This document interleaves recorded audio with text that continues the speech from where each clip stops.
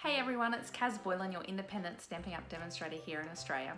I thought today we'd start creating some gorgeous little Christmas goodies. With it only being 11 weeks away, I thought what better time to start.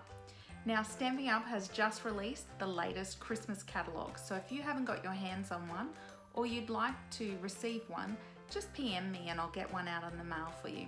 Okay, let's get started. So today's project is this gorgeous little pillow box, and the funny thing about this, ladies, is I actually did the whole video, whole way through, one take, really happy with it, and then realized I hadn't pressed record. So we're gonna do it again. I'm gonna do it again for you. So what you need is a pillow box. Now the thing I love about the pillow box is they are already pre-cut, pre-scored, ready to go. So all you have to do is actually pop them together. So what I like to do is I like to give it a good squeeze on the score line.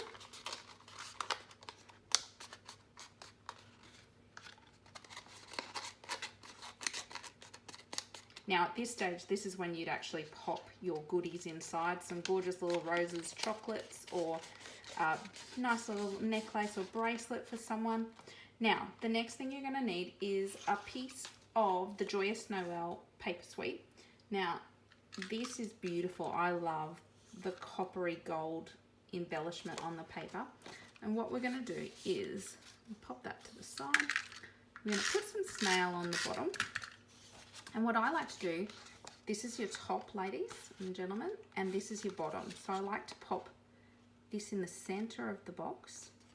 Just line it up, eyeball it. And then what you're going to do, instead of having score lines, I just like to gently fold the paper around because you don't want to actually have a crease in the back there. So the next thing you're going to do is get your snail out, and we're going to adhere that. Make sure you line up either side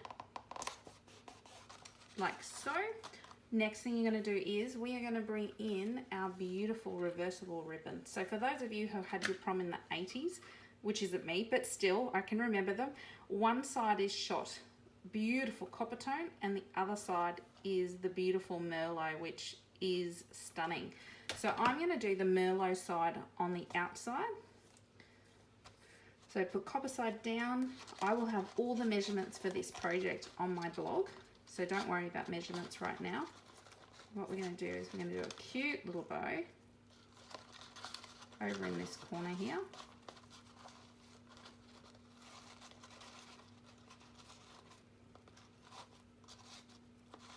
Just want a tiny one. Bring our scissors in.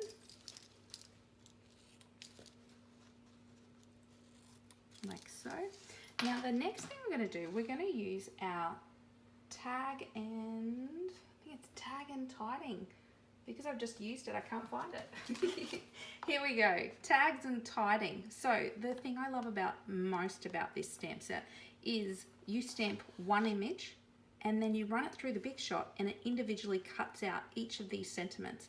Now, if you don't need a whole heap of sentiments for little gift boxes, that sort of thing, what I would do is I would just use a piece of cherry cobbler cardstock, pop a white piece of cardstock over the top and stamp this image out. That's the perfect little Christmas card, done and dusted. Okay, so I'm going to bring in our Stamparatus. Now if you haven't used the Stamparatus, you're most welcome to come to one of my classes and have a go. They are amazing. I don't even use my bricks anymore. So don't forget, new stamp pads, open like a compact, slide it back, and then what we're going to do is we're going to ink it up. Now the thing I like most about the Stamparatus is if you make a boo-boo and you miss a spot, you can go back over. Oh, hang on, I forgot the magnet. I better pop that in place, otherwise I'll be in trouble, won't I? So your Stamparatus comes with two magnets, and I just find one is often enough. So I just like to hold it down. You're going to bring your stamped image over. I like to give it a little bit of a, make sure the ink goes everywhere. And it's beautiful. But see how you can see there's a little bit missing out of the warm wishes. All we need to do is bring our ink back in. Just gonna stamp it, oh, it's down there. Like so. Oops. And if we just pop it straight back down again, it's actually in the exact same spot. We haven't had to move it, we haven't had to line it up again, and it's perfect. So we'll take our stamped image and we'll bring in the big shot.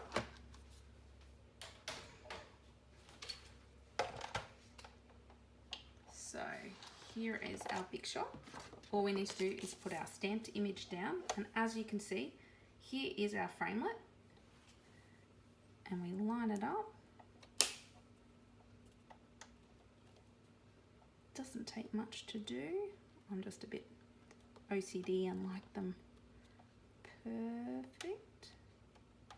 Okay, and then pop our top plate on, run it through. Now, don't ever be afraid when you hear a big shot crack, which you'll hear in a minute. Oh, like that. All it is the framelit going through the paper and cracking into the actual plastic plate underneath. Move that out of the road. And then, as you'll see, all of our stamped images will pop out. How cool is that? One last one. Done. And they're all ready to go. So if you have multiple things, I just thought this would be really cute around a little jam jar. So you could do it in multiple colors, that sort of thing. Love this guy. He's stinking cute. But we'll use this one, and I'll move these out of the road. So they're ready for the next project.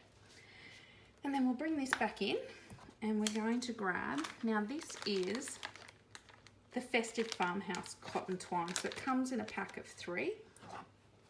And let's shut that ink pad up.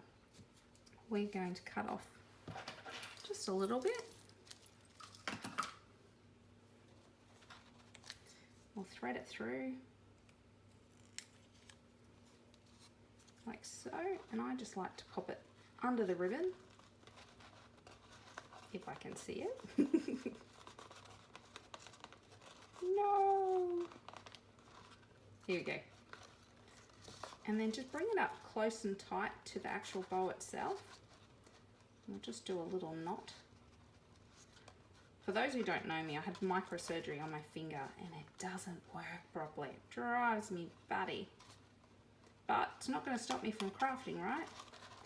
Alright, and then what we're going to do, we're just going to cut off the excess.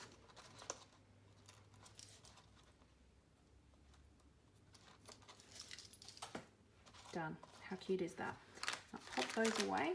Now what we're going to do is we're going to bring in this beautiful new glimmer paper. For those who haven't seen the new catalogue, how glorious is this? I love this gold. It is my all-time favourite, and the green comes second.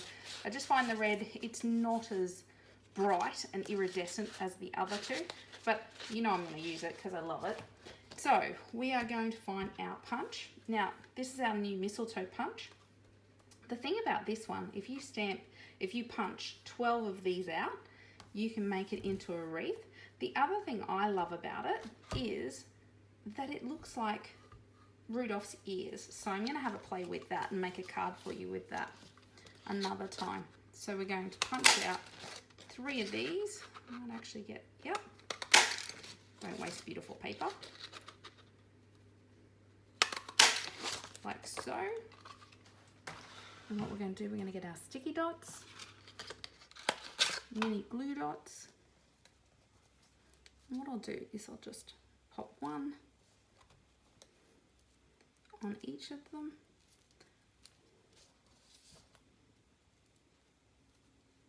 Okay, so with any crafting, I find that if you're putting embellishments on like this, odd number is always so much better. So I'm going to put 2 on one side and 3 on the other. No, 1 on the other. Like so. And then we'll pop this one on there. And there you go, it's all finished.